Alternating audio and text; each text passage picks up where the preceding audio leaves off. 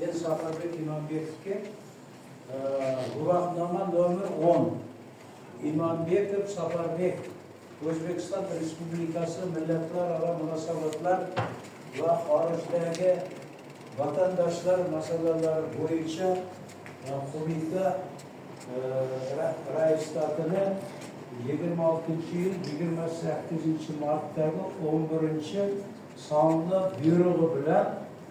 buyrug'iga asosan xalqlar do'stligi ko'krak nishoni bilan mukofotlansin.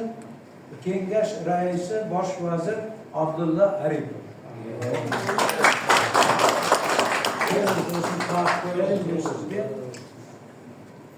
To'xtamay istayveramiz.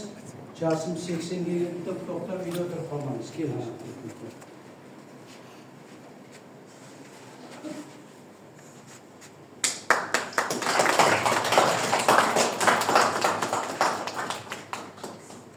Bu Qozog'istonga o'tayotganda dokument so'raydi. Mana dokumenti. Ko'l qog'ozi, keyin shesh korobkasi. Qozog'istonga o'tganda shesh olib yurmasmi kerak?